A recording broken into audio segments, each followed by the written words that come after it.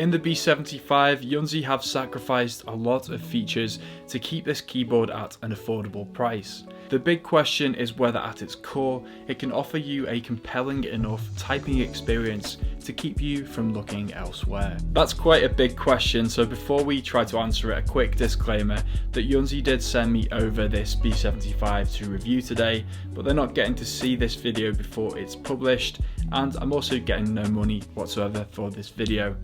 Now, when you pick up a budget keyboard like the B75, you go into it knowing that it's not going to have all of the features of a flagship model. And the most obvious place to start is by looking at the materials and the build quality. While more upmarket keyboards like the Yunzii AL66 will offer you an aluminium chassis, the B75 is composed entirely of plastic. I actually love the really clean design and aesthetic of this keyboard, but unfortunately the build quality doesn't always live up to that. Out of the box, you can see on my particular keyboard that if you turn it over, it doesn't look as if the body has actually been fitted correctly, and there's almost a bend in the plastic. Now, I'm sure I could probably fix this by opening up the keyboard and trying to fasten it together myself, but if you are buying this as an entry-level keyboard, it might leave you a little bit disappointed. Now, of course, that might just be one defect and it's not Yunzii's intention. One thing that definitely is intended to keep the cost down is that Yunzii have left a battery out of this keyboard entirely,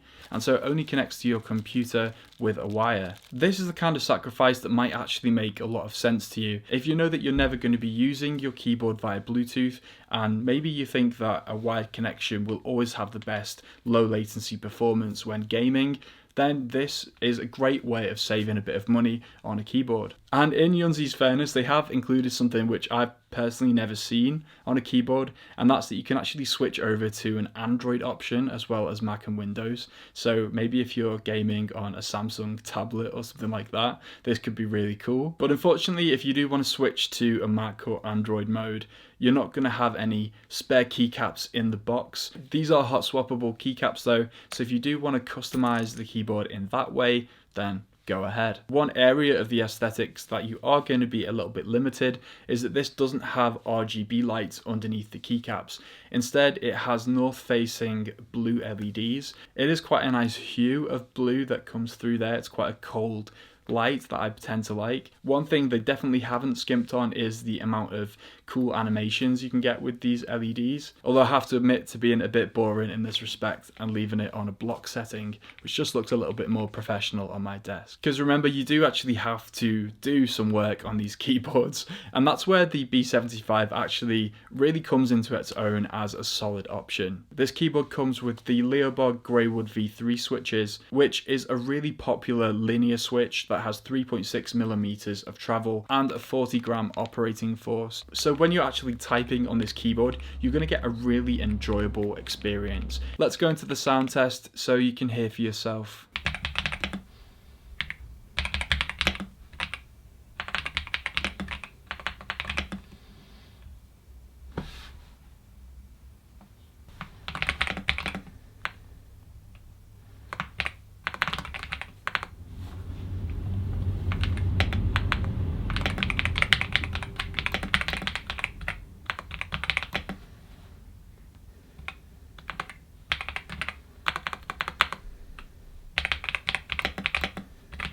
For all Yunzii have left out of this keyboard, there are of course a few nice features that it has added. Adjustable feet with 2 height settings are a really nice way of adding to that ergonomic sense. And they've included their dual use dial that can either be used to control the lighting, or if you hold it down for 3 seconds to become a volume operator for your computer. Upon being pressed, it can then pause or play your audio track. So after a week or so of using the B75 to do a lot of writing at work, I've been really impressed how it operates as a keyboard, despite all of those features that have been sacrificed to keep the price down. I think this is a great option for anybody on a budget who wants to get a taste for what a mechanical keyboard can offer. It's not going to be as good an experience as something like the Yunzii AL66 or other keyboards that offer a broader feature set and some more premium materials. But take a look at the AL66 because that might actually be the keyboard for you.